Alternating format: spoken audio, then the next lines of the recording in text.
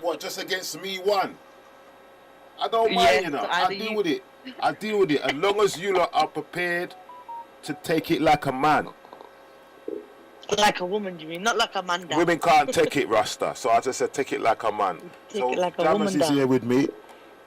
So what's going on, Jammers? The girl them is ganging up on me tomorrow. Right, because I Yeah, threatened to Jammers. give one of them a beating. Yeah. Not How's physically, but Jammers? verbally, Hi to because Jammers. she thinks she wears boxer shorts or something.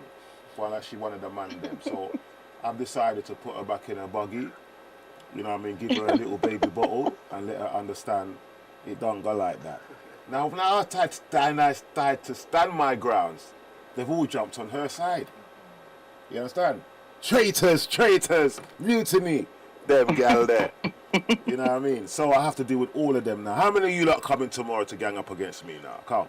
Well, as we were talking, me definitely have to support my girl. Then I've got another lady saying, I want to come on too. I want to see why he's going to gang up on the ladies tomorrow.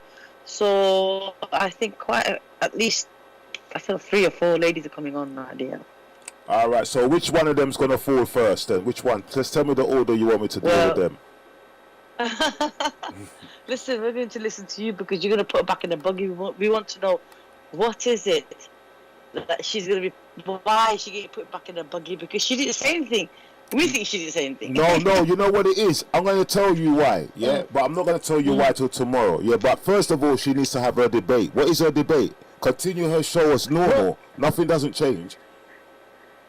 So the debate, remember we had 2 debates. First debate was, we're your wives are not your servant, and that went on to the pictures. Remember she was talking about social media and how these young ladies are sending photographs of themselves. What do you think about that? That's how it got heated up. Right. So I'm just thinking we should bring part 2 of that in. We've done part 2. That's I think with wives, isn't it? Yeah, that's the part 2. So we've done part 1, done part 2. So what's tomorrow then? You tell me then if you want to put her back in the It's not my show. It's her show. You know I what know. I mean? This is what I'm saying to you. You want to put her back in the buggy. She's out. She's ready. Yeah, good, but she needs to have a debate. There's only one debate left. The debate we left, and we did not bother talking about the debate where it got heated up. Remember when Lindsay and you lot got really heated up when Sista's sending pictures on social media? That affects on social media. Tell her to find a debate for tomorrow. Yeah. And do a couple press ups. She needs to go to the gym. She needs to do a couple press ups, exercise, and then she can come step to the man. Ish. Oh my God. Yeah. I'm fired up. Yeah. For real. You mentioned it 3 times just on the show, and they're like, "Oh my God, what is it?" She's clueless. She goes, "What have I done?" She hasn't done anything, but she just thinks she's one of the man them, and I'm gonna let her know that she don't have bars. Yeah. You see that word there? You lot kind of dress back when I use that word there, you know. But you know, we people kick them, score goals with them. You know what I mean?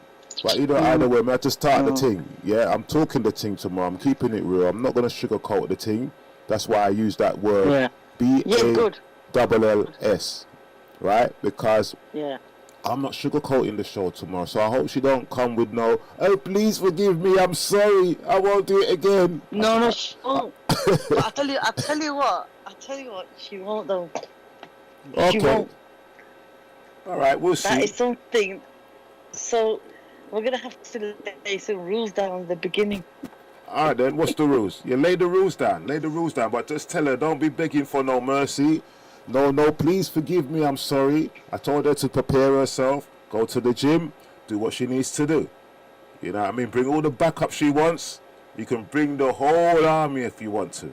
I don't care. Bring an audience. Yeah, but she's got to have her debate. Though. It all works around a debate. So she's got to have her debate. She will do her debate, and then I will jump in and deal with her. But let her know she hasn't done anything wrong. She's just got to understand that she's not one of the man them. Yeah, and this is why I have to put her in her place. Right? Hi, can you hear me now? No. Yes. No. We can't hear you. Yes, we can now. Yes, we can. You both can give us. Are they okay? Take. Now they are having a technical issue to get onto the Skype. I can see someone's on there, Joko. She's not available. She's not able to get in because they're not using Skype in Skype. this day and age. To be very honest. So what's she using? She using Zoom? Zoom, WhatsApp, and so on. So she's disconnected. She has to reinstall. She's trying, but they're facing some problems. I found her on Skype with the address she gave me. But she's not able to install. She's having problems there. So both of them. She left it till the day. So why didn't she come on live on the studio phone? She can phone in. It's not that difficult, Purvi. Listen. I'm just saying. I'm the messenger. I'm just listening what they're saying. Listen. Unify. She can phone in on the studio phone. Yeah, and just have the debate that way, innit? Right. Debate today. We're talking about. It's an informative conversation today. They're going to be talking about who they are and what they do, and why they have gone about doing, and they become so successful in their own field, which is a very, very good field. Purvi, can you just tell Bless what the field is? Yes, they are brand management company. They create brands. Like name brands. Basically. Yeah, business brands. Yeah. Really good breast. Okay, so that means if I want, I want Bless to be a brand, they will deal with that, yeah. Exactly. Yes, all right. Yeah, that's why we got the money. Then I got a brand. I got a brand for them to deal with. I got 2 brands that I need them to deal with, yeah. Yeah. Yeah, let them come on, and I want to talk to them, see their background, how they've done everything, and then we're going to stay in touch with these guys. They're really, really good, and then thanks to Purvi, she's brought them on. They're good friends of Purvi, you see. And then once they've told me their story and everything, then we're going to stay in contact and talk about our work that they can do for us. Yeah. Bless radio. I've given them the Bless number, and I think they can call on that number. Brilliant. That's even better, Purvi. Okay, I'm just going to tell them that. Bless. Yeah. Please make sure that they're it's clear, their voice, and the voice when it comes through, because there's some questions that she's going to ask them. No, that's not mine. If their voice ain't clear, it's staring. All right, we're ready to go. Yeah. Just Okay, and on that number, do they come together or do they come? The 2 people can talk together. I don't separate houses together. I don't. Yeah, separate houses. Oh. All right, do your thing. We've only got. Bless. Yeah. Only one studio line we've got, isn't it? I can do 2. Well, then give it 2 because they're 2 people. Well, listen, it's a bit late, kind of like for me to do that. There's 1 studio line available. We can use that, the same number. Yep. Right, that's available. Yeah. Yep. The other one, but they knew they were coming on Skype. They had the whole week or whatever day to do this. So I told them in the afternoon. Good morning, I'm talking to them. Download the Skype. Send me everything. Okay, what you do, Purvi, I tell you what to do. You give the studio line number, tell one of them to come on first, and the other can come on later. Yeah. You split them in 2, innit? Yep. That's cool, no problem. Is that okay, Purvi? What mic are you using? Yeah. Yeah, you tell them that. Give the number first person to come on and see who she is, and you talk with her. No one. I was wondering what's going on with this brother. You must have had it long time ago. Okay, well done. Let me speak to her now, and then I'll explain what's going to happen, and I'll come to you later. Yeah. Mm-hmm. You've got a cancellation echo. You've got to cancel the echo. Jammers. Yeah, cancel it.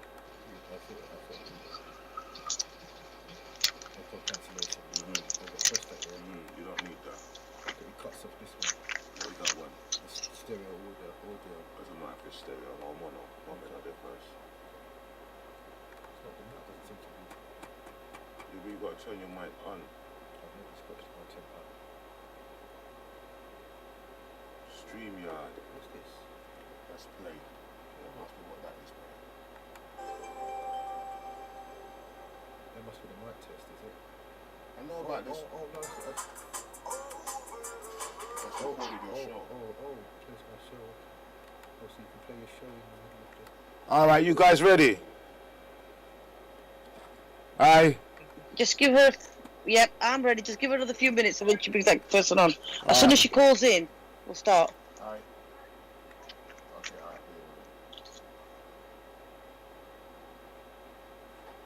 Right, when you alright then listen, I gotta do something, so I can't sit here waiting for them to be ready. So when you're ready, No. Yep. you ready? Well, are you gonna start it? Who, me? Well, obviously not you. You're not gonna be there, but are you gonna connect us? It's connected already. Bless, don't tell me this is on live. Honestly, God. It's connected already, man. They just gotta call in. I swear, you know what? I have to come in the radio and control it myself. Listen, we started you're live already, you know. So I don't know I you're don't live know. already. That's fine. Then third time round, you just aired about Shaheen anyway. Now, there you go. Shahin's on the hit list. Yeah, but you lot are ready. Come on, come. You're late now. You're telling me that I'm late. You're late. Alright, I will start the show. Alright? Okay. I will begin the good afternoon, ladies and gentlemen. My name is Purvi, and I'm going to do the show today.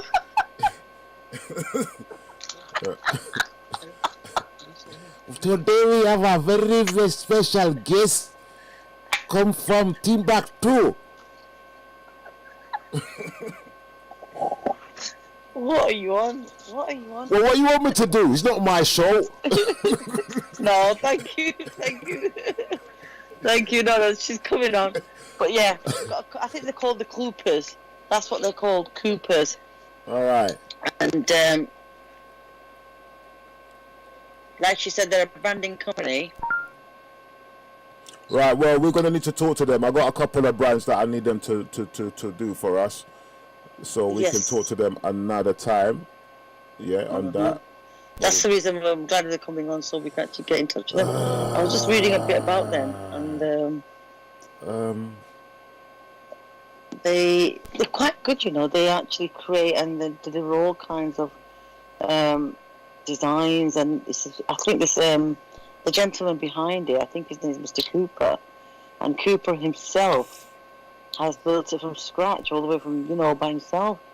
And how he talks about how they all got together and decided to go about doing and forming a company. And I was really intrigued with his life story. I really want to ask him how and why he got so. It's really, well, I hope they're not expensive. Meet the Coopers, that's what they said. Meet the Coopers. He had exceptional skills in delivering large-scale brands, so that would be so beneficial for us as well. We can, you know, get your brand up and running and get mine up and running. Festivals. They do country large festivals, high street brands, corporations as well. All right. Anyway. He's also got an award. Anyway, whatever. Listen, I got something to do. This is not my show. Yeah? No, I'm talking about it, so you can go. Because they're going to come on anyway. When they come on, they'll phone in. All right. Well, can we sort it out, please? Yes, it's sorted out, my dear. It's good to come on. Right. This is not my show, but I'm actually picking it up for her. So I'm just talking about Ricky Jeffrey, who's one of the, I think he's a partner or he's part of the team. He's a musician, experimental, and he does, ice cream is too big. They've actually made these banners and these the ice creams are massive, and they've actually made it into a. Hi, can you hear me now, Oscar? Yes, you can fire away now, darling. I was just sort of talking about Cooper. Okay, so are we live now? Yes, we were live from the minute you got on. Oh my God, nobody told me. You've been live for Good the evening, past. everybody. Okay. Good evening, everybody. Hope everybody is missed him. enjoying this rainy weather. No, it's not raining, Purvi. It's not raining. It's raining here. Bless where I am. It's raining Oh, where I am. it's not Very raining. Here. badly. All right. Continue the show because I'm learning how you speak so that I can cover for you when you're not here. Incoming call from Yeah. 079613101114. You got a call coming in. Did you hear that, Purvi? Yeah. Yeah, how Hi. did that happen? Hello, hi. This Hi. is Joe and Tin from Cooper. Hello. We're just calling in for the radio show. What's your name, please?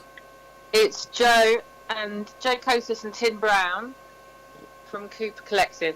All right. Hi, ladies. They're here. Purvi, Hi. can you Hi, hear? Joe. Hi, Good Joe. evening. Hello. Hi, Jen. Good evening. How are you today, both of you? Yeah, I can hear you very, very faintly. But I'm wondering. I sent you Tin's Skype. Can you hear me now? It's very light, as you're very faint. We sent you Tin's Skype. We think Tin's managed to download Skype onto his computer. Could you try to call him on that on the Skype? It's Tin. I sent it to you on WhatsApp. tin@coopercollective.com. Okay, I will try it now. Hi, Joe. How are you? While she's trying, I'm Unity fine. How are you, Joe? Yes, good. Thank you. I just want to thank you for coming on. And while Purvi tries to connect you on Skype, hopefully we can get a better sound between both of us so we can ask you a few questions. But before she comes on, would you just like to introduce yourself, please? Okay, brilliant. So my name is Joe Cosis of Cooper Collective, and I'm here with Tin Brown, one of my partners. There's three of us in Cooper Collective. There's also Ricky Jeffrey.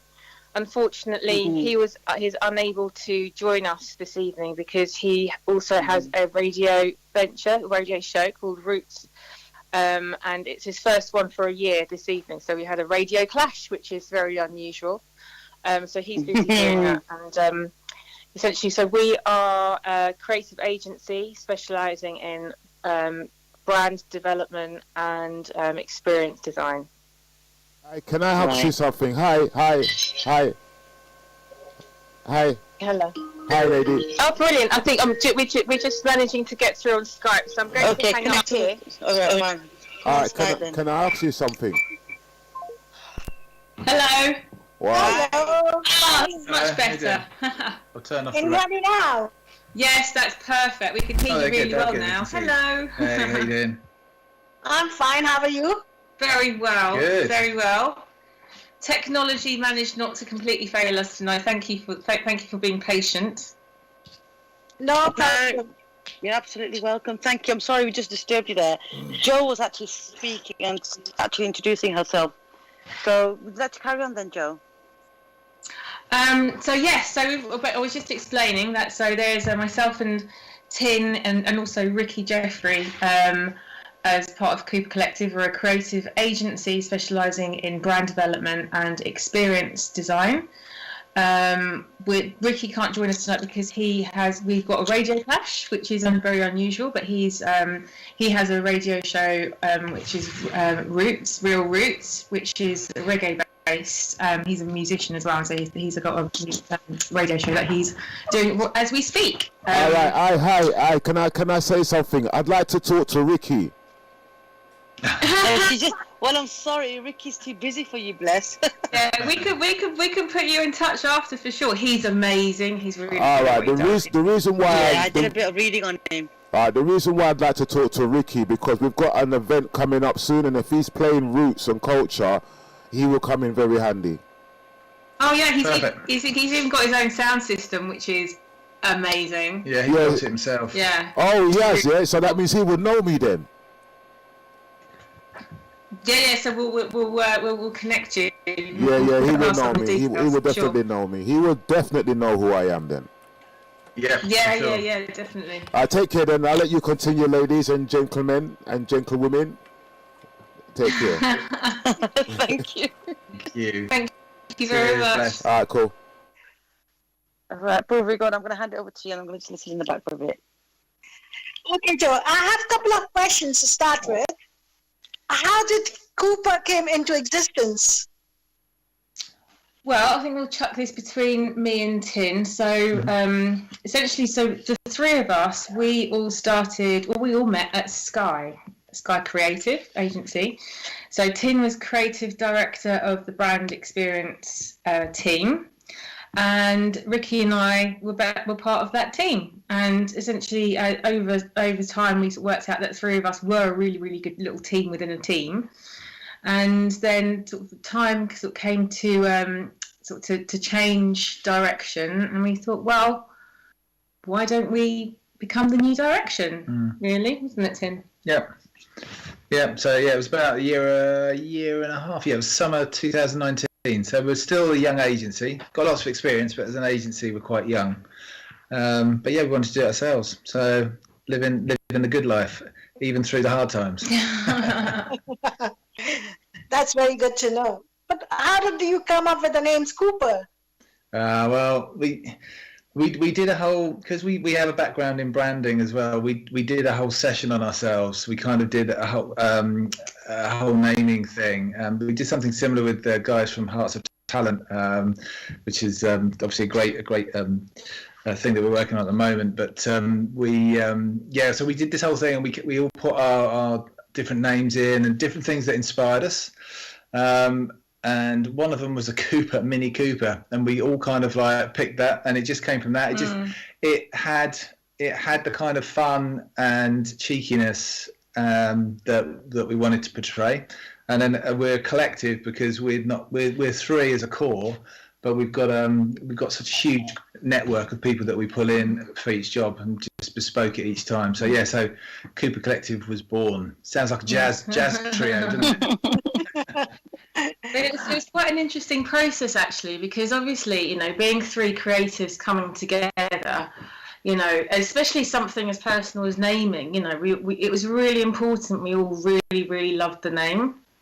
And actually, the name itself couldn't really have any specific meaning to any one of us, because then it would become owned by that one person. So actually, what was really wonderful was going through that whole process together as a team and working through it really democratically, and actually coming out with a name that we were super happy with, and really proud of, that we each have ownership over, and we were all part of that process of development.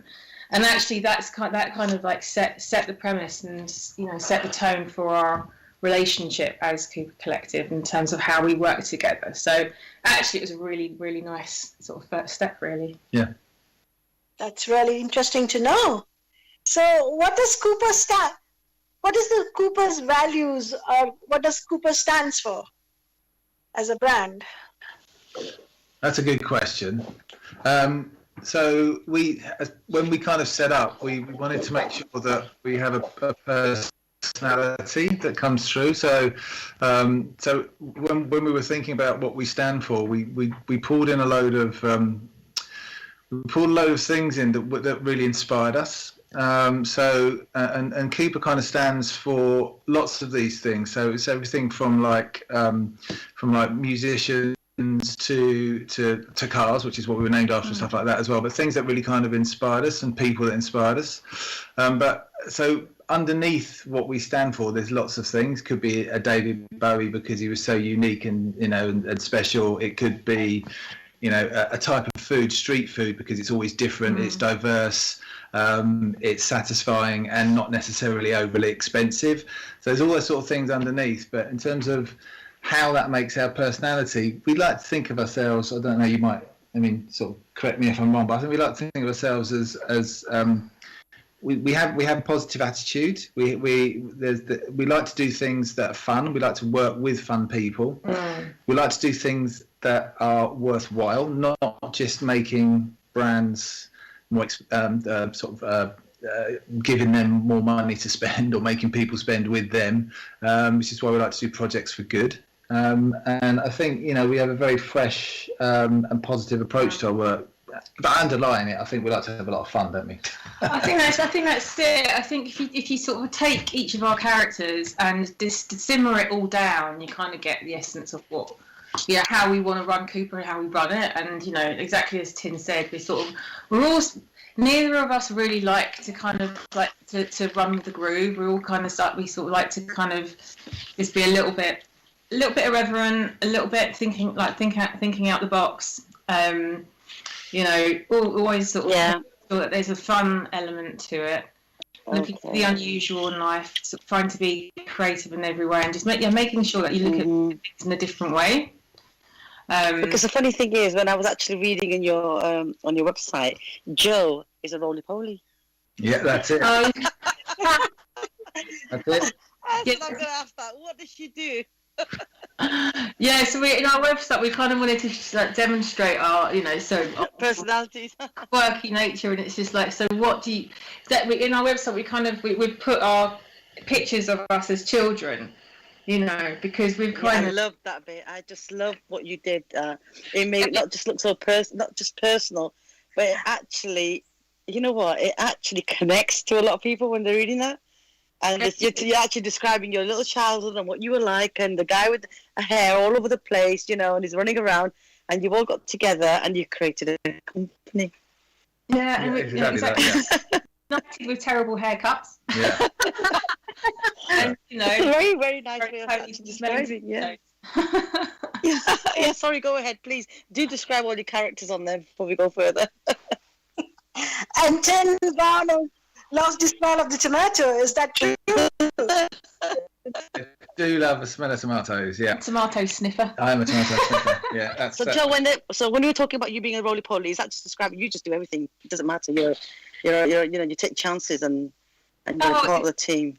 It's just saying what sort of like what our inner child still likes doing. So doing a little roly-poly when I'm particularly happy about something, or a cartwheel, and Ricky loves his ice cream and Tin still loves us. It's just like the essence of what we we've all still got an inner child within us somehow, and that comes out sometimes. I think also with businesses, and having worked in big corporation like Sky, which has got does amazing work, but you can get a little bit lost. So it's quite nice when you set up your own business to bring your own personality through. I think right. So before, like you just mentioned, what is your individual backgrounds? Okay. Cool. Yeah. So I started off. My background is rooted in motion, filmmaking, and moving image. So I started off at it was called the London College of Printing. It's now London College of Communication, which is part of the University of the Arts London. And I followed the motion pathway there, and she created a film for D&AD which won an award then, which I'm still proud of, which is quite cool. And then off the back of that, ended up working at the BBC for a couple of years in the promotion department as a designer. And that was really good fun, really lovely people. It kind of felt a little bit like a master's, because we were all there, we're all kind of similar sort of age, all learning a craft directly from the best in the business, which is obviously the BBC at the time. And it was all very exciting, learning in that kind of way. And so we were there. I was there for a couple of years, and then went on to launch. Actually not launch. I was invited by a friend from university to become part of Bunch Design, which is a sort of design and multimedia design studio. It was in Shoreditch at the time, and that was very exciting for me, because having gone from working in a big corporation, there was this opportunity to work in a smaller agency. So I moved there and continued the whole motion design. I basically just continued with motion design being my forte specifically, but then kind of moving more into kind of communications as well. So that's me. Yes, go on. And well, I can't speak for Ricky, or I can a little bit, but I'll do that after. But my background, so I studied in graphic design and photography. Wanted to be an art director, and from an early age, I'd always wanted to do that. Like about 12, and I'd always wanted to go to Japan. So one day when I was about 20, 6, I got really bored that I wasn't there, really angry with myself, so I got on a plane 2 months later. That's quite cool. No money in my pocket really, and then landed in Japan and found a job after about 6 months properly, and I stayed there for 11 years, and I was art directing food and fashion magazines.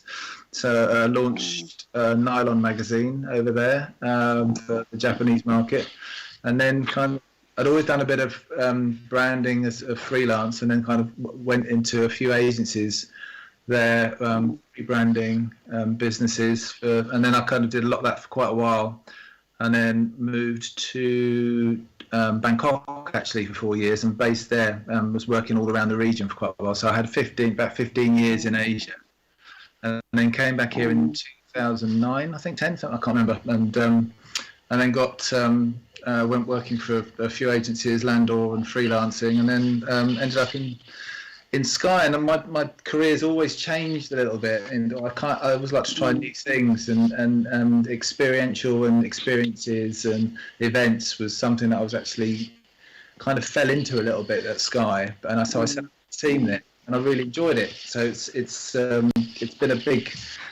big part of how we've set up as well, because that's where we all met. And Ricky's background is very much experiential and events, so that so between the three of us, we cover quite a lot of bases within the sort of creative sphere. So it's good because we all come from a slightly different angle.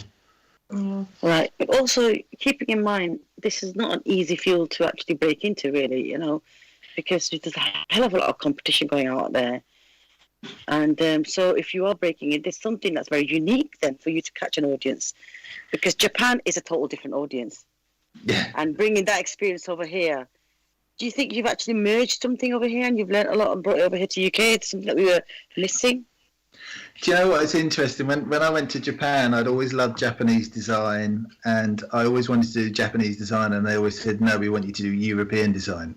So and then when I came back here, I was actually I got my first job at Landor, because the way I approached things was slightly different. I had a Western or European and UK based design schooling. So I went to Manchester Uni in the late 80s, and which was great fun, and studied design there. So I had all that background, but then having worked in Asia for 15 years, obviously like you say, I'd actually gathered loads of different approaches and mind, obviously different cultures, the mind works differently because of the way the culture is, right? So definitely, I'm sure it permeates, maybe not obviously all the time, but it's certainly there. Yeah, definitely. Yeah, I think you've come from a really good background. You've got a lot of experience, three of you, in different fields, and you've got together and you created Cooper, which I think is fantastic. You're a good team, I must say. It's, you put yourself really collectively together, haven't you? That's it. It's so lovely. We just kind of fell together, didn't we? Yeah, I'm a great believer in the universe bringing the right people together at the right time to do the right thing, basically. So I think that's kind of us. Okay, let's talk about your brand now. How the products and what do you actually do then? If you can just tell our audience. Well, essentially, so we kind of have three major pillars to our work, I guess. So we do predominantly the brand work, we do experiential work, we do environmental. But all of the work that we do is rooted in communicating key messages to, in the right way to the audience, essentially. So that's kind of every brief we bring back to that, essentially. So that's essentially what we do. We've got one of the main things that we're doing at the moment is rooting everything in sustainability, because that's been quite a major factor to us. We had one of our projects when we were still at Sky, actually. It was called the Sky Ocean Rescue Cafe, and it was the first fully sustainable cafe in the UK. Completely creative, from sort of sustainable materials, and created with a specific purpose of educating Sky staff in how to become to engage zero waste as possible. And then so after working on that project, we've kind of integrated that into how we approach, because the experiential market, unfortunately, when you create experiences, you tend to end up with a lot of waste. And actually, we had an event last year at the London Design Festival that specifically demonstrated how you can create an exhibit with zero waste by considering how to, when you're making things, how, what their previous life, what their past life is, where they came from, what they're going to do now, and then what they could do in the future. So you're looking at upscaling and recycling everything that you do. So that's kind of at the core of our process and what we do. Yeah, I think because of the way our industry works, there's a lot. I mean, obviously not over the last year, but there's a lot of events and experiences that happen, and as a result, there's a lot of waste. There's a lot of landfill, and we didn't just want to be an agency that just was part of that. You can't get away from it all the time. And I think also being responsible, getting things responsibly as well, making sure you're working with people fairly, all those sort of things. And it means sometimes it's a bit more difficult and takes a bit longer or a bit more expensive. But actually, we didn't want to be an agency that didn't take that on, because there's no excuse today to be like that. And all the big agencies and brands have commitments now to be working towards zero carbon, towards 2035, and so we're just trying to hook up. When we have hooked up with some really cool people who are doing really amazing things sustainably and helping to do things better, which is, it actually makes you feel good that you're not sort of ruining the world. The world, yeah. Yeah. And also, if you can educate people, because part of the exhibit, Be More Octopus last year, was actually there to show the creative industry, how to be more octopus, which is basically how to be more sustainable in your approach. And if you just literally consider it from the moment that you get your brief. So it's as simple as, if you're doing a digital out of home promotion campaign, making a choice to use digital billboards over paper billboards. It's just little tiny things that can make a huge difference. Working with a production partner, we've got a fantastic production partner, Beautiful Wonder, who created we work with on the Sky Ocean Rescue Project and Be More Octopus, and they are so knowledgeable in terms of in all the different production processes. So you just go to them with a brief, and they'll brainstorm loads of ways that it can become a more sustainable project. And then actually, when you go back to your clients and say, look, this is a way that we can make this whole thing more sustainable, they're going to thank you, because, let's face it, sustainability is at the top of the list for, pretty much every single company out there right now. So it's a really good thing to sort of like to embrace and focus on. Yes, that is more sustainable. Making the brand more sustainable. That's very wise, and that's very thoughtful of you lot to actually go about, being a part of this, because I think it's so important. We talk about, what we're damaging the world, our country, and people really don't do much about it. They think, oh no, it's not my problem, I'm going to let the other person handle it. But when you start putting it actually into place and saying, look, I'm actually going to take lead, I think this is one of the crucial. I love what you just said there, because it resonates with a lot of other people I know. And they want to ignore that a little bit, because like you said, it's extra work and extra money. Yeah, exactly. And extra effort, but they don't understand the actual result is it's so happy and satisfying that, one will think, I'd rather go down the route that you guys have actually picked. I think that's really nice of you to do that. I want to congratulate you on that for that. Thank you. Yeah. Right, Purvi, I'm going to hand it over to you, darling. Sure, definitely. So what are the challenges? And what challenges did you face when you started this company? COVID. Yeah. Yes. Yes. How can I forget that COVID? Yeah, I think, yes, setting up an experiential and events business mid-pandemic. Well, basically 4 months before the 5 months before the pandemic hit was an unusual one, wasn't it? Just but I think that aside, I think it's been a weird one. So we can't say we've had a normal startup, but the fact that we've managed to keep going during all of this, and we've had some projects and just try to get ourselves in order, I think has been a good practice for us to get ourselves ready. And we feel that if we can ride through all this mess and nonsense that's been going on, and really sad state of affairs for a lot of people, if we can manage to come out of that the other side, because a lot of big agencies have had to close down because they've got huge rents and all this sort of stuff, whereas we don't have any of that at the moment, thank goodness. That we can hopefully ride the wave, when it sort of comes out. So yeah, it's been an unusual start, hasn't it? It has, but you know what, you've got to count your blessings, because I think for every, just about to say that. Yeah. For every new, we've had the opportunity over the last year to really think about, how we're going to work. Hence, the sustainability has come to the forefront. Who we want to work with, the type of work we want to do. I mean, I think quite often young companies just take what's available to them, and end up after a couple of years, perhaps going into areas they didn't really set out to go into. We've got a plan, and we're sort of moving along quite steadily with that plan, and it's given us time to really think and think, okay, what's going to happen?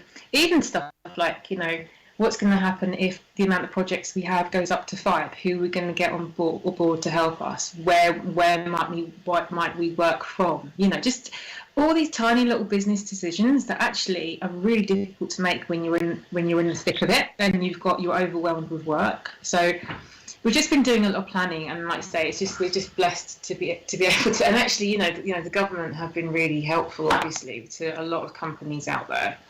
So it's kind of kept us able to continue, because we have had zero overheads, as Tin mentioned. So, to start at a point with no overheads and a point where everyone's crippled by overheads is actually really lucky. That's very good to know. That's very, very good to know. So what advice would you give to people out there who want to start their own business? Do it. So rewarding. Yeah. I mean, having worked, I think we've all worked in startups or new businesses, and also established businesses, large corporations. So we've been fortunate throughout our mixed careers to see all the pros and cons of both sides. And I think one thing that's always inspired me is if you, I can't remember whose quote it was though.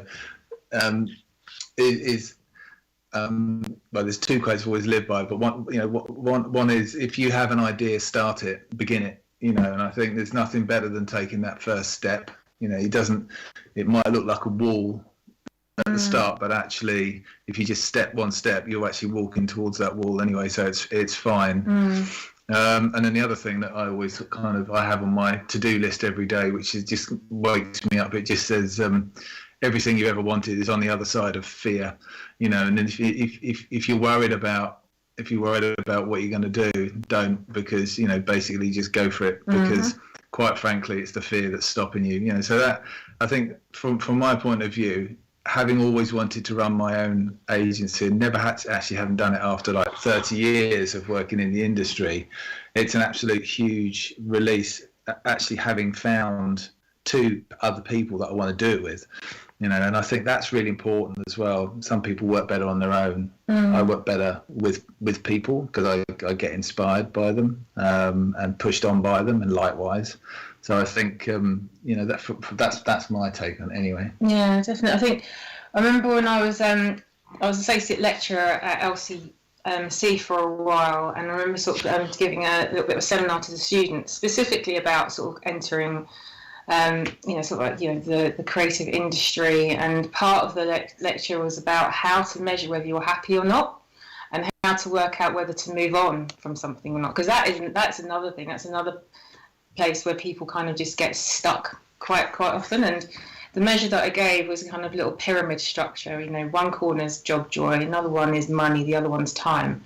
If you've got job joy, money and time, then you're absolutely winning. If you've got none of them, definitely get out. If you've got 2 out of 3, then you can make a choice whether you can stick with it or not, and actually work out which is more important to you, whether it's the joy you get from your job or the time, the spare time that you get and things like that. So having your own company as we do, I think we're all feeling more in control to a certain degree of all those points, because we've all got families and sort of personal things that we need to take care of, as well as running the business. And the way that we work is that we're supportive, and so that gives us flex with time. Money, obviously, we're working on due to COVID, but the job joy we have a lot of, because we have like some incredible clients that we're working with at the moment. So Tim mentioned Hearts of Talent earlier on. They're an incredible venture that we're so proud to be working across. And also there's the #Together campaign as well that we've been working on with the Met too. And both of those projects have been, absolutely wonderful to work on and continue working on. So yeah, I think actually Right, definitely being your own boss. Brilliant. House of Talents is the one I know as well, very well. The lady and her project and her work, her aims and vision are absolutely phenomenal. I mean, I do like what you guys are doing, honestly, Cooper. I really have to say this. And usually you don't get people working on brands, and you're very down to earth, both of you. You could just tell, you're lovely people.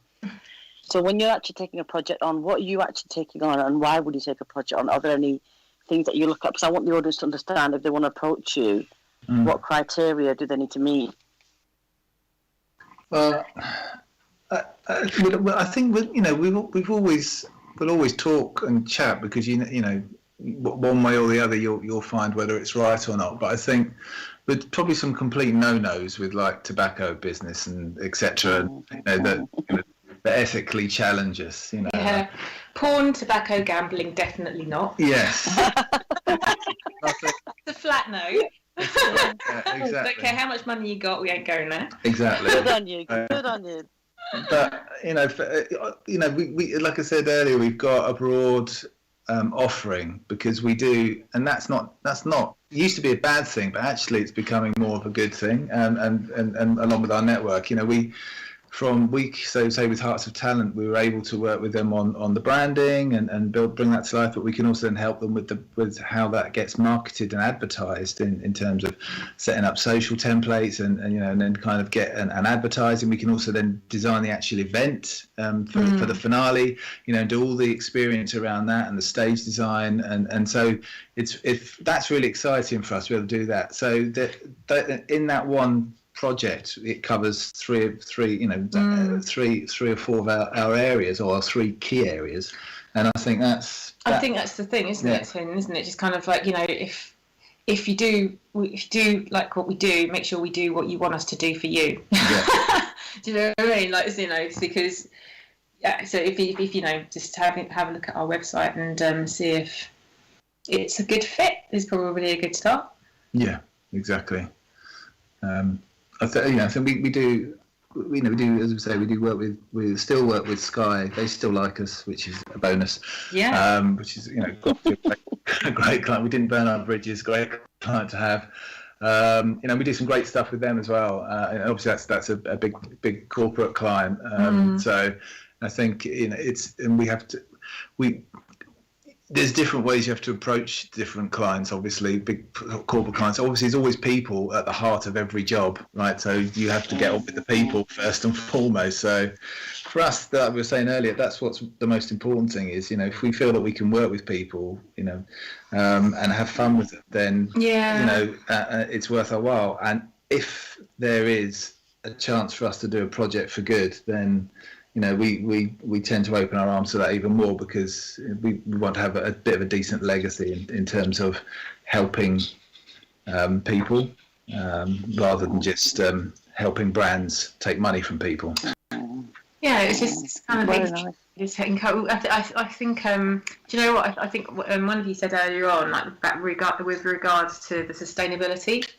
With us as well, it's with other projects, is that there is a bit of an attitude of it's not my problem. Well, we kind of see it as our problem, and if we can help creatively, by helping to communicate messages so that they're accepted by the audience and engaged, and we're totally up for that, basically. All right. Hi, everybody. Hi. Hello. All right, I'm listening to you. God Right. bless. I Did you did. jump off? Thank you for coming back, Bless. His No. show. Yeah, now I've been listening, but I had to go and I had to go and have my lunch because I missed my breakfast, so I had to go and have my lunch. instead. Really, at this time, Bless, come on. I work through the night. You know what I mean? When you do like music stuff and all that, you're always working through the night while you guys are in your bed. Right. Now, chaps, ladies and gentlemen, how long have you been doing this though? I missed a bit of the conversation, sorry about that, but I've listened to what you're saying. How long have you been doing this? Well, I mean, as a team, we've been doing as a this team, for about as a year and team. half, but individually, about 3 decades. So kind of a lot of experience, but we're a new, fresh team now, as Cooper Collective. Launched in 2019, pre-pandemic. We had a couple of sort of family issues with mums getting ill, unfortunately, in 2009 that prevented us from properly getting started. Launched into 2020 with this bright spark vision of what it was going to hold, and then about 3 months later, wham! COVID happened. But yeah, so properly going basically throughout probably the length of COVID, basically. Yeah, but you could have been doing anything else. As you said earlier on, you've worked with BBC, you've worked with Sky and all this stuff. You could have been doing anything else. Why go for branding? Why go for what you're doing now? Why pick this? I mean, it's not bright. It's experience design as well. So essentially, it's very much it's for us. It's communicating in the right way, like emotionally to our audience. And you know, when you recreate something and then you see the audience of that creative react in the way that you want to, with a smile or really loving it and sort of like looking at it with like child's eyes, then that's incredible. Yeah, that's satisfying, isn't it? Because it's your little baby and you've seen it grow. Yeah, it's absolutely fantastic. But bless you missed the point, because these 3 partners have actually got 30 years experience, and I think this is the absolutely fantastic field for them to get together, really. I can't see them. They've actually got so much experience. Is it more? No, I think we've got 30, 50. We've probably got Combined, combined about 60. Yeah. We're that old. Well, you got your patience in there. Experience, and that's the reason why you chose to go into this field. Yeah. I think the brand, the branding side is interesting because you get to create or rebrand something or create something from you. So, like you say, you can build that into something and watch it grow. The kind of the experience side it's got a different thing about it altogether, in that like Joe was saying, you really get to create something that people interact with physically, and obviously that's been difficult over the last year, where you do events or experiences and actually create things. So I mean, previously when we were doing things with Sky, we've created entire woodlands and forests for people to walk through and interact with and stuff like that, and just seeing people go into that kind of environment is really rewarding. And every job's different, so it's always exciting, as long as you've got nice people to work with. Yeah. Okay, before I continue, Purvi and Unity, you got any questions you'd like to ask before I continue? No, thank you. You go ahead and take the All floor. right. Bless. Okay, my dear, how are you? Go on. Purvi? Okay, my turn then. Right. Name branding. How do we go about branding a name? Because why is it important to brand a name in the first place? That's what I ask you. That's what I'll ask you. With your 60, 70 years experience, why is it important to brand a name? Well, you know what? It's not just the name; it's everything that's around it. Because arguably, you kind of want a name that people are going to like saying. Like, that kind of rolls off the tongue, that isn't too long, that is going to just, be quite snappy and nice and actually mean or have some kind of connotation to what the business is. That's important. You don't want to have people go, hold on, this business is about, sort of selling, I don't know, umbrellas on the beach, and it's called Wintertide or something. It's kind of, it doesn't really bring the right image to mind. So it's just the name starts to, is an opportunity to set the tone for the audience. But then it's also about putting the right things around that name, with the sort of with the branding. So it's kind of the colours, the images that you use, you know, the kind of the words that you use in all your communications as well. That really helps build the personality, and it becomes the sort of person that you want, that you know, that you want to meet, if you like. You know, so that it's got a certain style and it's got a certain vibe, and then if it's got the sort of the vibe and the style that matches its audience, then it's going to work. And so that's, I think, kind of why, you know, that's the importance of a brand and naming, I think. Okay. Yeah, I think you can, you know, you can choose. It definitely, as Joe said, it's important to get the right name. Equally, you know, names are really subjective. So, you know, it's, some people might like it, some people might not. But like Joe said, it's everything that surrounds it. It's that entire vibe, and that's when you're doing a branding or rebranding. That's the fun part, because you get to kind of build that personality, put on all these different elements. And so when one of the tests you always do when you've done a branding project or rebrand is you'll basically take away, so if you've got like colours, textures, photography, all those sort of things that you might associate with a brand like Nike, for example, if you were to take away the Nike logo or the swoosh, would it still look like a Nike ad? Would the language still be the same? Yeah. Right, so they're the sort of things, that's the sort of test you have. If you were to take away that logo, it would still feel like a Nike ad, because it'd have top talent, it'd have a certain type of face, it'd have a certain type of wording, you know, apart from just do it, which if you didn't have that, but you would know it was a Nike ad. And that's the standard of a good brand, a solid brand that doesn't need the logo at the end of the day, because everything else is working, and that's its personality coming through. And that's the thing that people buy into. Okay. All right then. I used to do some work for the BBC myself, long time ago. I used to work for them as well, in that big building with loads of people. And I learned a lot from them. Really? No, I Probably did. there at the same time. No, I'm serious. I did, man. I did. It was good. It was interesting. I used to go out there and do surveys and interviews, and they go back and then they edit the tapes and all of that stuff in the background and all that stuff. Right, but that's nothing to do with what I'm asking you. The question is, what is the dangers of not branding your idea, or your, like, for example, I may have what's your mate, who's not present, yeah? He may have a sound system. Ricky Jeffrey, Real Roots. Right, Ricky. Now, say Ricky for an example. Ricky, right? For an example. He loves that. He loves that. You go straight to his heart if you do that. Yeah. I couldn't resist it. Ricky. I don't know. Anyway, now Ricky's got a sound system, for example. What is the dangers, whether it's a sound system, a company, or radio, or whatever? What is the dangers of not branding? Oh, we've lost you. Yeah, can you hear me? Bless, can you repeat that again, darling? You All right. disconnected again. The question is, all these, Ricky's got his thing, you got Bless, you got Utify, you got all these other names doing their thing as normal. The question is, what is the dangers of not branding your name or your idea? Well, I suppose, I mean, danger is no one will ever know you exist.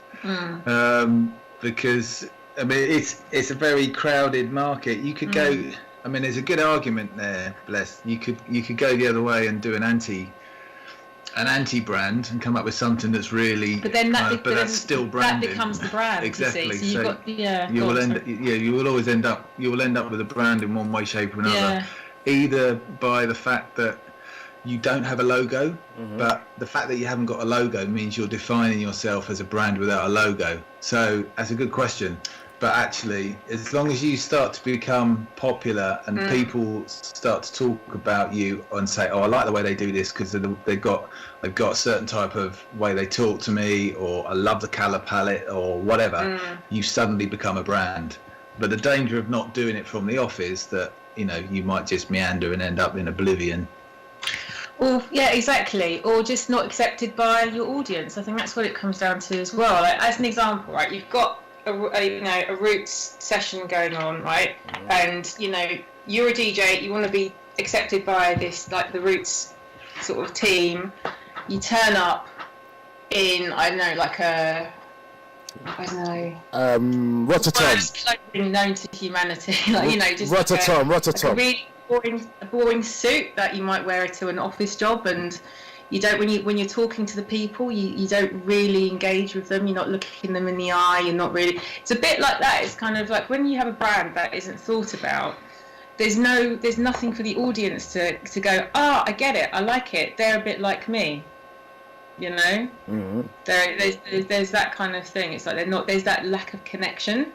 And there's a bit of, so when the brand when a brand sort of matches its audience, like for example, the work that we've been doing with Hearts of Talent, we've specifically geared that towards young people, really bright colours, bold, confident identity. It's going to be standout. It's going to get their attention. It's cool that they're going to really like. And we did a focus group with young advisors from Waltham Forest, and we presented 3 routes, and one of them was a lot more subdued, and they sort of said that it felt a little bit more middle-aged, and they instantly didn't particularly like that. So it just goes to show the audience. So the audience will gravitate towards whatever they sense has been created with them in mind. And so this comes back to your point. If you don't make any effort to make your brand suit or appeal to its audience, then the worst thing that's going to happen is it's not going to appeal to the audience. Really, I think that. Right, bless. I've just got a question coming in, and I think this is definitely from a youngster here. They're asking not just the price. They said, we understand if you're not going to tell us how much the prices are for particular things that they want to actually do, like a brand and then digital work, the rest of it, and banners. They're asking what kind of criteria do you have? So if someone was just doing their, like a small catering business, but it's not a huge catering business, they're doing something on a very small, but they actually have to get banners and they need to brand their logo. How can they actually, first of all, obviously, how they're going to get in touch with you? We will ask you to name the social media that you're on. They can get in touch with you. And who, and what is exactly you will ask them to send you? This is what this youngster wants to know. Do they have to break it down on the email and give you the exact breakdown? And then you get back to them and say to them, maybe this, maybe you can cut this out, or maybe you can just put a bit of this in there, and then we'll brand your, whatever they want to do. I mean, yeah. This is definitely from a youngster. Hello there, young person younger than me. Some socialists. I think we just start stuff off with a conversation. Really, I think they can contact us through either our website or via email, which I think they'll connect directly through that on our website. Right. And I think. Really, we do get people contact us out of the blue, and then it's just a case of, okay, we'll follow up, unless it's, the type of business we don't necessarily want, like we discussed earlier. But I think, we just basically follow up and just say hello and just see if and have a conversation, have a phone call, and that's normally the best way. And then we can find out exactly what they want. And whether we're the right people for them, we like most businesses, we've got a pricing structure. Absolutely. And we do sometimes we will help and have different rates depending on the type of business. If it's a project for good that we really believe in, then we don't, and they don't have a lot of money initially, then we will help them out by not charging them full price. But obviously we're a business at the end of the day, and we want to exactly. Got families to feed. Absolutely, and it's work. You're putting all the hard work in, and you should be paid for it. And I'm a true believer in that. So I hope it's answered this question. Thank you very much for that. Over to you, Bless. Thank you. Okay. Where was I about the branding? I'm learning a lot about the branding from you.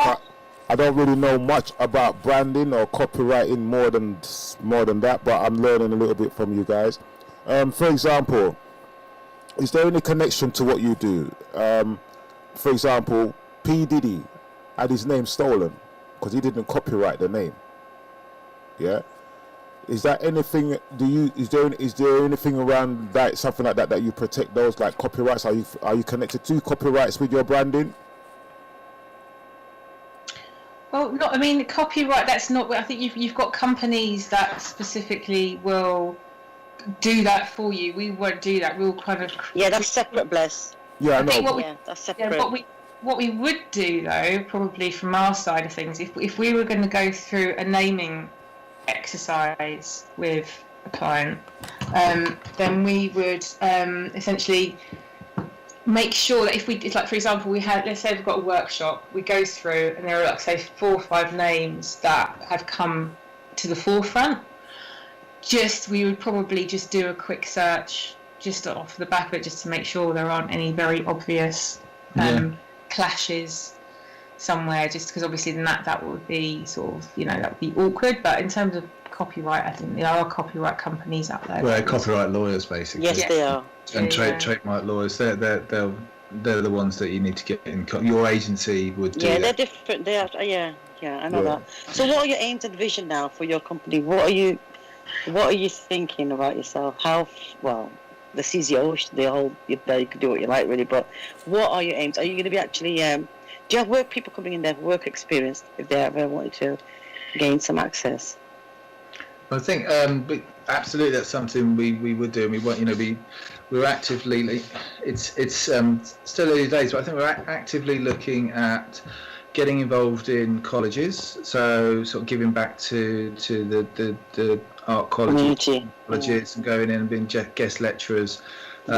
Through that, you get to work with young talent and getting them involved, and also through Hearts of Talent, we're also working with it's Middlesex College, isn't it? Yeah, exactly. We're working with quite a few. We've got the Wolf and Forest colleges, and we've also got Middlesex, and that whole venture is actually about supporting young people's careers, because obviously, as grown-ups with businesses, we've all suffered, but I think the young people coming off it particularly harshly. So one of the Hearts of Talent isn't just a talent competition. It is actually there to help generate careers and support young people.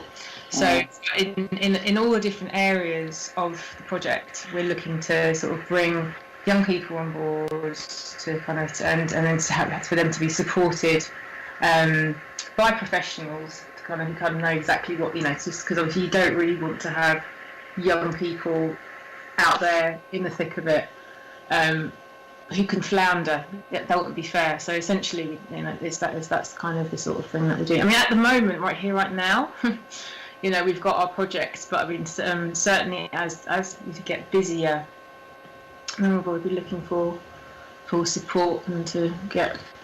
Yeah, I think so. Yeah, we want to build the agency and the collective. We build teams per project, so we're not heavily laden as a lot of big agencies to break down over the last 18 months just to kind of take people off because they've had these massive teams.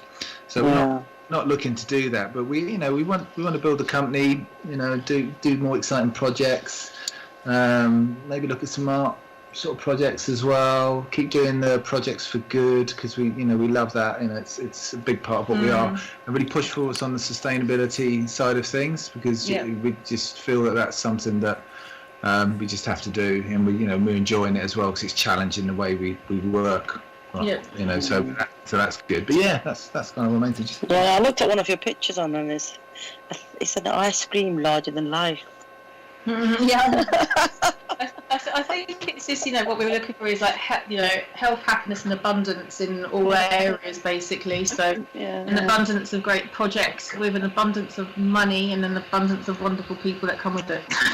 Basically, Fantastic. That would all be fab. Right, over to you, Bless. Okay. Next question. This is not an interrogation, I'm just trying to get. It's not. I'm just trying to get the information out there so that people actually are aware of. Well, you better be quick, Bless, because you've got a few more minutes with these beautiful people. Oh no, I'm just getting into the thing. Yes, my dear. Then, well, I've got a couple. I'll ask 2 more questions then. First question: what project have you done that meant the most to you, or was the one you were most passionate about doing? I didn't want to ask that question on purpose, but now that you said it, I'm staying quiet because it's a very difficult question. No, for real. Because when you put your heart into a project, and you're a team, so now you become one unit. So as one, sometimes you get a project where you really put your, it means a lot to you all as a team. What project have you done? What meant a lot to all of you? Do you know what I think? I mean, apart from Hearts of Talent, which we're all loving at the moment. Yeah. It's just we can just see where that's going to go, and it's really exciting, and Jasmine who kind of is the founder, she's got so much, and I know she's been on the show, she's got so much passion and energy. She's a beautiful force, I think that's a great working with a great bunch of people for a great cause. So that's a great one, isn't it? But I think for me it was we did a thing for Design Week, London Design Week, in September, just before the last lockdown, or the lockdown before Christmas, and we put our own exhibition on in Walthamstow in the village, and we got a friend lent us a shop, and the Frank Lyson space, which was fantastic, and then we put our own show on in there as part of and it was on for 4 days, and everyone was kind of, it was all timed, so everyone came in for like 15 minutes. But the thing about it was great is that we printed everything up on recycled materials, which we then, for example, we upcycled into tote bags. We 3D printed some coral sets, talking about the project that we'd done previously with Sky, which were then, we've got potential to put that either back into the ocean, and then so it can kind of bring new life to coral or fish.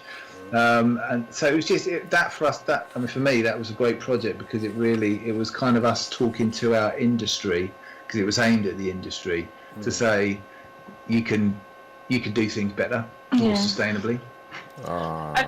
I think for me, I think probably Be More Octopus, which was the exhibit at London Design Festival, was brilliant because it actually, like Tim said, it was us showing the industry how to be sustainable, how you can create an exhibit with zero waste, and literally there was zero waste. Like, all of the big, large posters that would normally go to landfill were upcycled into tote bags, as Tim said. Everything had an afterlife. So there was one bin bag of rubbish at the end. So that was pretty awesome. And then Hearts, and actually both, Hearts of Talent. I mean, both things are very much in our heartland of of projects that I think care. You've got to care about the world, and you've got to care about the people in it. And I think both of those very much represent what's incredibly important to us. And so I don't think I can pick between the two, because they both represent stuff that's been so much fun to work on, brilliant people, and for really important reasons. Basically, all of our boxes ticked. Okay, that's nice. The reason why I asked that. With you more.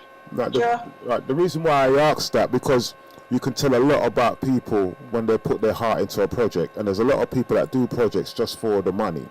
But that question where you answered to me has made me realise that you're not doing it for the money. You know what I mean? Yeah. Money comes second or third in the line, but your heart is actually in what you're doing. And I've picked that up by... passion about it. Yeah, I picked up by what you're saying. So for those who are listening, these are the type of people that you need to work with. People that put their heart and passion into this thing. I can see that sparkle in the eye. No, but these are the people. I'm real, because there's a lot of people that we talk to and people that you interview, and you can see that a lot of them is about empowering their own business. Yeah?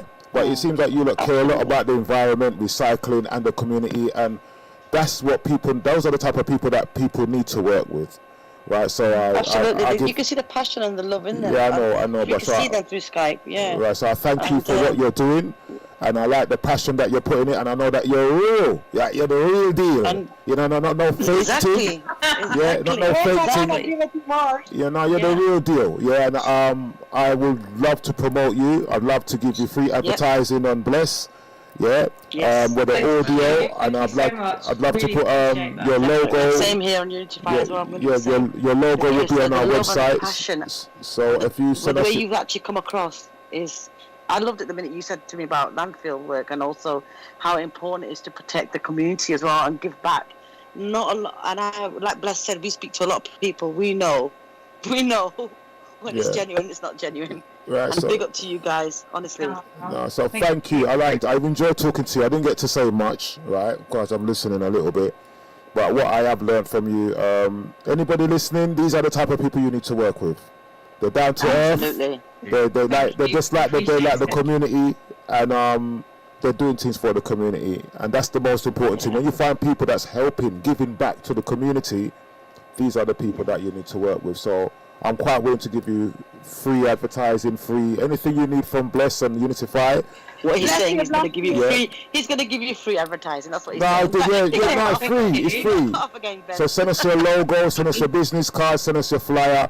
We'll put them all up on our website, and we'll help you. Any support you need from us, we'll support you in what you're doing. Carl. We'll like that. I really appreciate that. Thank you. Before you go, Joe, and I would like you both to tell us where they can actually get hold of you, the social media, the email. Yeah. I'll get the information from Purvi. She'll email me your cards and everything, and I'll put it onto the actual Bless Radio website, like you just mentioned, and I'll elaborate on Unity as well. So if you could just actually speak on that, please. So first port of call is our website, which is www.cooper. I like the way you say it. Should we put that recording on? Yes, we have to. We don't have a I'm choice. going to put that clip on, Joe. That's what you get when you phone the phone number as well. That's like the talking clock. Sorry, go on. Cooper-collective.com. So that's Cooper-collective.com. Got all our contact details on there, everything about us and our projects. We've also got an Instagram, which is Cooper_experience. And those are the two best places to catch us. And just asking, have you got Twitter and Facebook? Not yet. We've got a Facebook. We've got a Facebook, not massively LinkedIn. active on that, and we've got That's LinkedIn.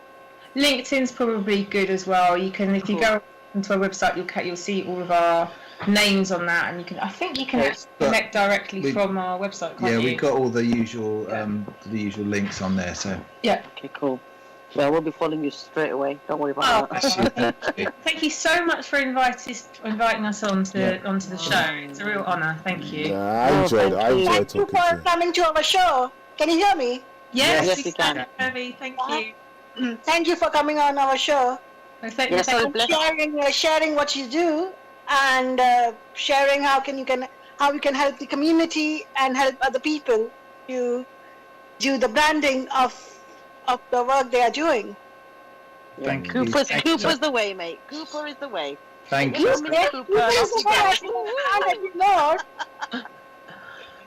Yeah, that was good, man. So yeah, I enjoyed it as well. I'd like to talk to you some more, but because I don't know how much time we got left on here. But yeah, please do send us a flyer or a logo or something that we can put up.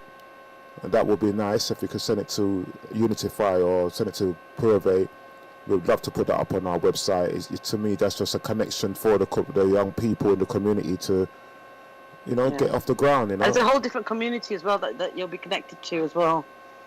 Brilliant, perfect. Sounds awesome. Yeah, cool. We'll send that straight after this. Yeah, we're all right. Please do. I would be looking forward to having that. Yeah, we're all right. Yeah, that's good. And we also I'll put your clip on as well, Joe. www.1. No, thank you so much, Joe. Honestly, I'm so glad I've met you both, and I wish you all the best and all the success in the world. And do look after yourself and keep up the good work going, my dear. And say hi to your partner, by the way. Yeah, say hi to Ricky. Yeah, Ricky, big up. Yeah, shout out to Ricky. Hey, Ricky, big up yourself, Ricky. Big up. Radio show. So we'll send it to you, Bless. Actually. Yeah, we'll send you his radio show.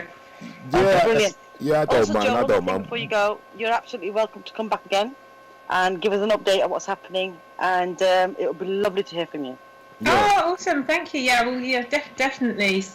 Cool. Just do a quick little sort of sort of mention of Hearts of Talent that we're launching the I've actually got it, right, these auditions, the live call for auditions on the 30th of March. So it's all going to kick off from then. There's going to be a live sort of video. So sort of basically we'll. That'd be nice. Tell us I'd about love that. to have you on live IG for a few minutes as well. Then I'll probably call you on that. Cool. Brilliant. All right. Yeah, we will. Take care. Cheers, guys. Next time, right? Next time, bring Ricky next time. Yeah. Hey, cheers, bye. Bye. Bye. All right, cool. Well, Ricky What next lovely time. people. Yeah, I need to talk to Ricky next time. Yeah, definitely we'll call Ricky next time. Yeah. As a That's all follow-up good. session. Once All the right. Hearts of Talent is launched, Yeah, I know we'll about definitely that. call him. Yeah, I know about the Hearts of Talent because we put them up on our website. So Purvi, make sure we get a flyer or logo of these people so that we can put it up on the website because it's a nice little avenue for young people to brand their stuff, and some people don't know what branding is and how important it is.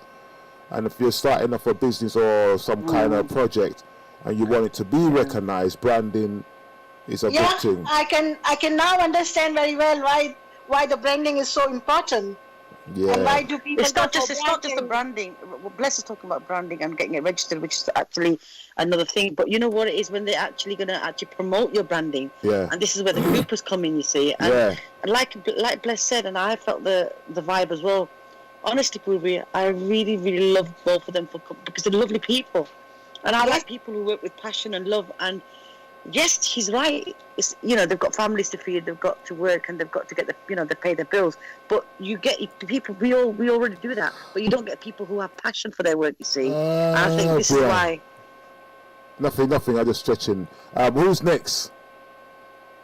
You. We need to continue with you. What's going on? We mean me next. Right, I'll tell you what's happening now. Obviously, thank you to Cooper and thank you for them for coming on. Thank you for bringing them on, Purvi. And we'll keep an update going with them. So today, now we're going to end the show because I think the hot topic, really, what's going on, Bless, I think you're aware of this, and Purvi, is Harry and Meghan. Meghan, what's going on? What's happened with them? I don't understand. What happened with Harry and Meghan? Harry and Meghan is together. They got a you. That's it. What go on? Wagwan, no, but no, serious, on a serious note, I think it's been blown out of proportion. I think they should be left alone. Really, Hold on. I don't know what's going on. I don't know what's going on with Harry and Meghan. So you telling me something get blown out? I don't even know what get blown in or out. What? There you go. See, you should not be working 24 hours just around the radio. You know that. You need to put the TV on sometimes. So what happened then? Well, they did an interview with Oprah Winfrey, and that's it. She hanged them. From the time you said Oprah, Oprah must probably try slaughter them. But carry on. Yeah. What happened? Yeah. So the girl opened up and spoke about obviously the Queen, but she didn't dishonor the Queen, which is quite good because at the end of the day, the Queen is in her 90s, and she's still, she's the grandmother. You have to show respect irrelevant of whatever you go through with family. She's the elder part of the family, the member. But unfortunately, she was just saying, how she's faced being cornered and isolated, and unfortunately, there was something that actually triggered me off. But I'm not surprised. But maybe it's come out of context. No, I'm not Listen to me, yo. Hold on. Just talk English. Yeah, I don't know what's going on. Now, if you tell me... We're telling you what's going on. We are telling you that Harry and Meghan went on to Oprah Winfrey show, and they started talking about what she said, Bless, that actually triggered a lot of a conversation on the next day. She was in the newspaper. I'm quite amazed you didn't hear about this. She goes, the family members were discussing about her baby being born. But if it's not even born yet, what colour would it be? Would it be darker or would it be light? And I thought, and it's someone she's not going to say who it is and not call them out, but they were talking along that line. And to me, as a mother, that was just... I don't get it. So I don't get it. I can tell you one thing. Yeah. Here, I can tell you one thing here. Meghan has come from a very different culture. Yeah. Yeah. Yeah. He's come from America, and we are living in Britain. Britain is more ethical, more conservative. Yeah, still Britain is very modern, but they are still ethical and conservative. When America is altogether a different game. What did Meghan do? Meghan went on to Oprah Winfrey's show and talked about how she was treated by royal family. That was the whole topic, and she came out with lot of incidents where she suffered when she was living here. Listen, with the Purvi, royal family. what has ethical got to do? What has ethical got to do with colorism, and what has ethical got to do with mental health issue? Please explain that. I don't. It's Where the mental health thing come in? You're not just saying things. I don't know anything about it. How does the mental health thing come into it? No, because She said she Okay, wanted to carry on. commit suicide and kill herself. She said she was going to do that. Yes, and she had bad thoughts. She said she was going to do that. So listen to one thing, Unify. If she was going to do that, she would not come out and say that she's going to do that.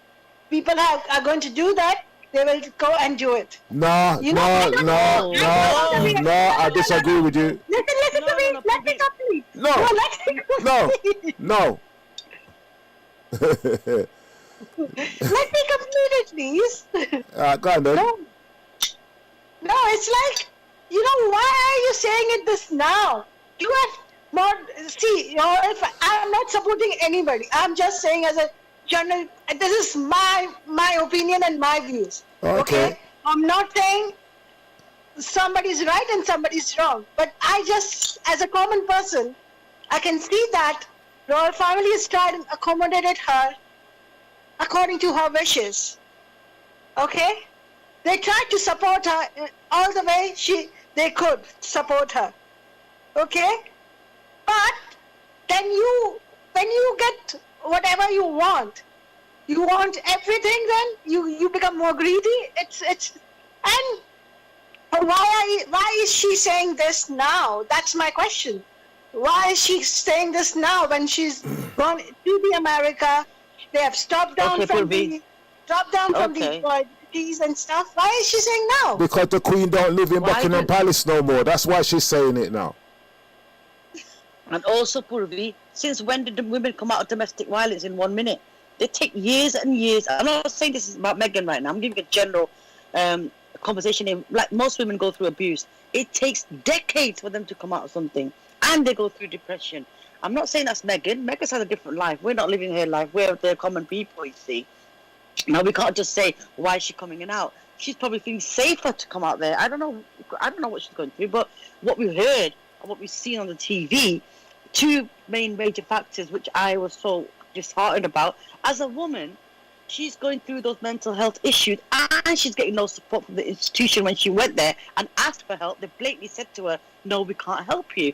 And then they're talking about her child. God knows who it is. Maybe it's taken out of context. Like I'm having a baby and someone goes, oh my God, I wonder what your child's going to look like. The mother, the dad, or the uncles or whatever. Maybe it's taken out of context, but she made it quite clear they were talking about his colorism. So that doesn't. It's a bit sad. We're not out to get Meghan or out to get the Queen. I loved that Lloyd Diana, and that's the only person I really loved out of the royal family.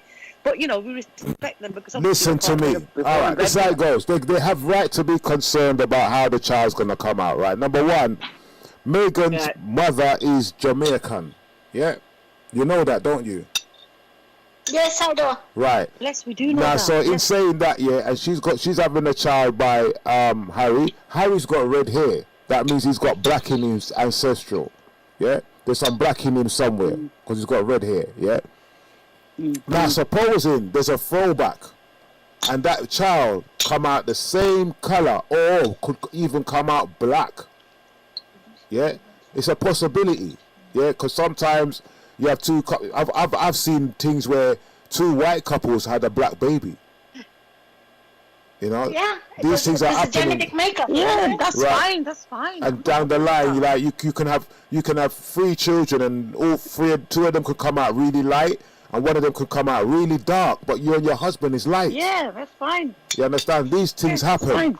right? So it is what it is. But at the end of the day, I don't know what's all the big fuss about Meghan. I don't know what the big fuss is about. You know, she left the palace because she had enough. Yeah, she got pregnant. She's gonna have a youth. The youth's gonna come out white-ish. And she's having a girl. She's having a little girl now. Well, didn't she have you already? Didn't she have one already? Bless. She's going to have another one, a girl. Oh, another one.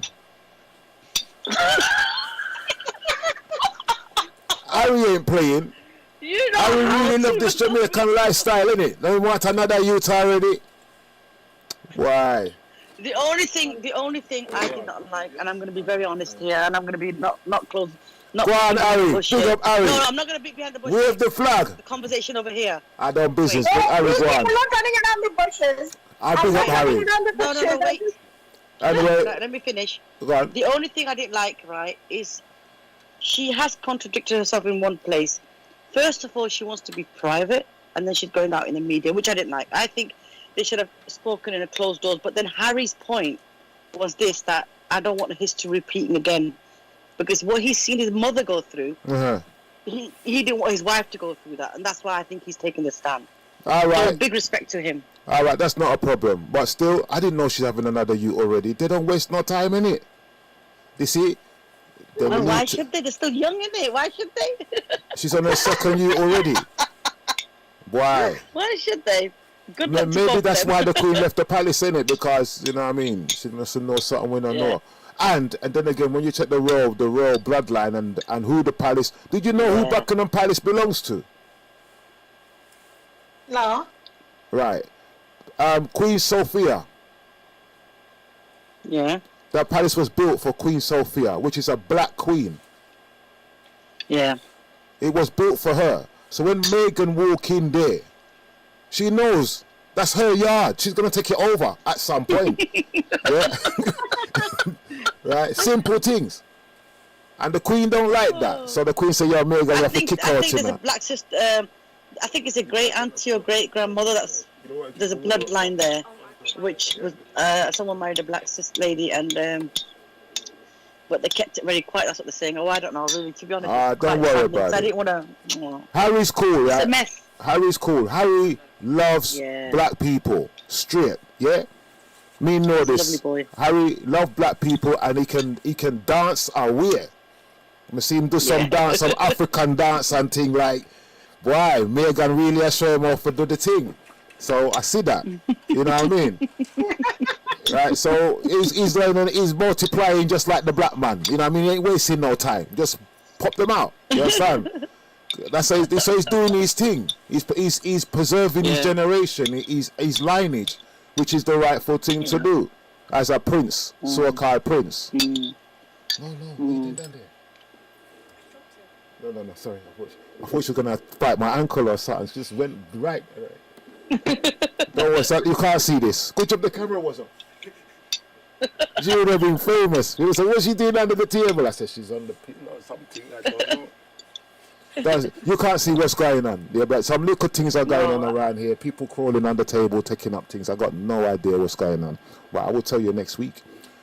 Right, so we've got the Dogon family in here, which they're going to be coming up shortly. They look very nice. You two a couple? Okay. No, Okay. not yet. Not ever. Okay, no, just winding up the thing. I tried to help you, brother. I tried to help you. That's right. You never clock when I was trying to help him, and I'm like, you're right, guy, already. Yeah, anyway, at least I start planting the seed, so it's up to her now. She wants to just say, "When did you hear what he said? It's true, you know, kind of like you, like, you know what I mean?" But still, anyway, you know what, Unity, it was listening to you was very interesting. Listening to Purvi was interesting, and the other guys who does Joe. The Coopers. Yeah, are they married? Or they a couple or something? No, they're partners. Are they partners? They're three partners. Yeah. Yeah, I like what they were No, doing. I really like them. You I like what they're you can doing. connect with these people. They're absolutely Right, down so- to earth and humble. Make sure you get the card from them, Oh, yeah, don't worry and about that, I'll do it. make sure you send the video, the dish show. Okay. Can you send it to me so I can put it up? Mhm. Yeah, they're not wanted by the police or anything, are they? They're working with the police. Don't worry about that. We could just stick to the Harry and Meghan story then, because you know, Oh my God! You brought up the topic, huh, Bless? Yeah, You brought yeah, up the topic. yeah. I was thinking about the police this morning, actually. You know, I said to myself, no, I never said it to myself. I must have been hallucinating. Some voice just coming to my head from nowhere saying the police ain't got no one supporting them, and they got no platform to talk. You know, that just came to my head this morning. They got no one support. I'm not surprised no one's supporting them, but they got no platform to talk. You understand? So not all of them are bad. And those who are caught up in the mix-up don't have a platform to even say they don't like what's going on. Bless, you have gone silent. That means you wasn't meant to hear it then. Oh my God! Yeah. What I've done? Now you're having a go at me now. All right, well, I would love to hear what you say. you wasn't. I said the police them don't have no one don't trust them no more. Yeah, that's the real deal. Yeah, man, them don't trust them no more. They don't have no platform out there to even say ABC, because no one don't want to listen to what them have to say. But at the same time, there is some of them in there that disagree with what's going on and the way some of them treating the people. You understand? And why? I don't know. Let's ask the audience. What do you think? Let them come in or just let them stay out there? It works both ways, I suppose, Bless. They've had We've way got to too give. much airtime already, and then when they are given a platform to discuss and speak about things that are important, they always fall back to everything that they stand for. But you see, once we got them on this line, we can get them to slap. You Have mean them like up. infiltrate it from the inside? Yeah, I can tell them, I can have them up properly. You know what I mean? When they're doing all these things on television, that's not the real thing. And then how do you know if you bring someone in here? No, I'm not gonna bring them in here. Or if you interview them, that you're getting the genuine self and you're not just getting, the mask. That's not my problem. They're gonna be on your show. Yeah, I'm giving you your own show, Oh, thank you. Right? No, I'm serious. Oh, yeah. Yeah, I am. Right, so you're gonna phone me. Right. See how we do it. She's gonna. I've got a mediator. She's going to talk to them, not on my behalf. Yeah. That would be great. Yeah. That would be great. Yeah. Yeah. Yeah. So you can't leave me in a room for too long. I've already got my own thing going on. Yeah. But because my man moving a bit slow. If I was in your position, that would have done see a long time ago. Oh, sorry, sorry. And I'm not on it, right? This is a radio thing. Right. So we're keeping it real in here. We're not pretending. Hey, good afternoon. Hey, my name is Mr. Bless. How are you? Hey, we're louder. Real thing. You know what I mean? So, anyway, for those who can't see what's going on, good. You know what I mean? Yeah. So where we are, we've got the doggone people, them. She says they've had enough time to talk the thing, and they've blown it, innit? Definitely. Yeah? Anyway, we're going to round the show up now. And You hear that, just wanna say Purvi? thanks to Cooper again. I don't think all of them are bad. I hear the cry of one little policeman saying, I'm not like them, please. I can hear the cry of a little one. But you need to speak up a bit louder. I don't know. Say what you're saying. Just say it. I mean, not all of them are bad, but Yeah. think about the kind of mentality that you have to even want to go into the police force, knowing the history, knowing the brutality. Yeah. What kind of person are you trying to be? Unless you're trying to advocate like, oh yeah, I'm trying to change it from the inside. But think about it. The police system is far too large for just one police officer to think that he can change the whole thing. That ain't gonna work, okay? There are so many of them. Like, it's almost like a huge clique, okay? That's what it is. It's a clique. It's a boys' club. Okay, yeah, there's females. I'm using that generally. Yeah, it's a boys' club. But you get what I'm trying to say. She's like the man them. Hey, she's like the man them. Whoa.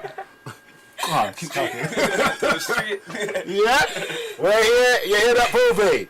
You hear that? Your boy them might get a slap and she don't even see them yet. Carry on. But yeah, I don't. No. I can't. It doesn't sit right with me.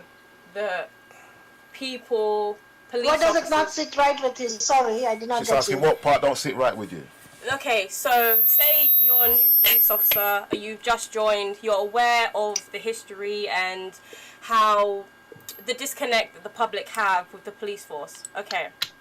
But think about the social structure of working within a police force. All the little nuances, all the little microaggressions, micro-racism that happens, that's part of it. That's part of the job. That's part of the culture, I would say, of being a police officer. And even if you feel really strongly in your beliefs. Okay, hold on. No, let's not fight here. Let's do it. Let's look. I'm not fighting. I'm not fighting you. I'm just asking you. Purvi, you're fighting, man. You're fighting. Sit down and listen. Take a beating. God. This wasn't even my fight. I came in to speak about something completely different. Oh gosh, okay. Policing. Yeah. The question I'm asking you is, are you a police officer or are you working in a policing? No, I'm not. But I was previously a member of the police cadets, and I can tell you for sure there is microaggressions and racism even at that level. How long ago were you the police cadet? Pardon? I don't know. How long ago I were you was the a police cadet when I was 16. I'm 22 now. Sorry? I was a police cadet when I was 16. I'm 22 now. Right, so just call it 5 years ago-ish. Yeah. Do you know how much it's changed since you have left the cadet? Not No. specifically, but considering how long, police brutality, police racism, systematic racism has been going, I can't really think that 5 years a lot is going to happen. They're going to change that whole ideology. I don't believe it. Do you know, you are telling you're 22 years old, yeah? Yeah. When you were born, did you become a 22-year-old straight away? Hey, listen to me. That question is irrelevant. Yeah? That question is like, that don't make it. No one don't trust them. It's going to Who am I go talking to? very, very slowly. She works Anyways, in there. things is going to go very, very Okay. slowly. But she Can I is just say trying to something? make me Put in, do and something I effort don't that want has to do been with put in, them. bring that So I'm trying to change. tell her, I don't That is what trust I'm them. trying to say. I'm not arguing with anybody. I'm not experienced. All right. Okay. All right, Purvi, listen. I'm going to say something. Time. We're running out of time. Yeah. We'll have to continue this another time. Yeah. Okay, let me just say something, Unity. Go You know on, what? go The young girl over there. Yeah, go on. She has a very valid. She has a very valid point. Yeah. And no, we cannot ignore what she's saying. She's a young girl, and she's gone through it, and it's put her off. Let's get this into perspective here. You've run We've out got of to take time. Hold on. Sorry? You're running out of time. We've got 4 minutes left. All right, go on. 4 minutes then, if you mean that. So this young girl has a valid point, and we've got to give her the respect for that and take it into consideration. We cannot ignore that. And there is this kind of institution racism, and not just among the policing, but many other corporates as well. Now, I understand where Purvi's coming from as well. Yeah, it might be a change. I understand that. But what we've got to understand, and we have to come to some middle line here, if we do not join forces and get involved in any corporate or any policing and get a vast amount of our Asian and Black brothers in there, I don't know how we're going to change the movement, because only a few go in and then most of them come back out again, and only one person left. So we're always lacking our brothers and sisters from the Black Caribbean community and the Asian community there, because they don't stay there simply because what that young girl said. And Listen, it's right. true. All right, And it's I hear you. quite I hear you. quite Listen to hurtful. me. All right, I'm going to leave it at that, yeah? We're going to talk another time, but I'm going to tell you something. Even if you had 1,000 black policemen in there, Yeah. it won't change nothing. Right? Real talk. But then we've got to do something. We will just can't get away ignore with it. more crime, most probably, but it ain't going to change nothing. It ain't going to change This is what nothing. I'm trying to say. Les, we cannot ignore it. We need to have our presence in the policing to make that change. All right, then what we're going to do, we're going to have this conversation next week, and we're going to come to the thing again. Okay. But we've got to go now, right? Nice talking to you, Okay, my ladies. darling, give my love to that young girl. Yeah, she's here. She's gonna give you her love too, and she's gonna give them a slap because you're not too pleased with them, right? And I don't know how you're gonna convince her, but I ain't even gonna think about trying to convince her. No, I'm not convincing her at all. I'm going to have to respect her. You're having a healthy discussion. You're All not right, convincing time up. anybody. Right, my Everybody has their opinion, and they have the rights to have their opinion. Yeah, all right. Well, listen, this conversation, we do need to continue it. I'm glad I brought it up at the end of the show. I'm not going to pick no sides because there is both sides of the story. And not all Absolutely. in a barrel, you're not going to find all the apples rotten. Absolutely. Right? There must be one or two good apples in there. But That's a digging thing. So I'm going to leave you guys to it. Thank you very much for Thank you. taking part. I will talk to you same time next week. Purvi, have a wonderful time, and I enjoyed being you at the beginning of the show. All right. Take care, ladies. Bye. All right. Bye.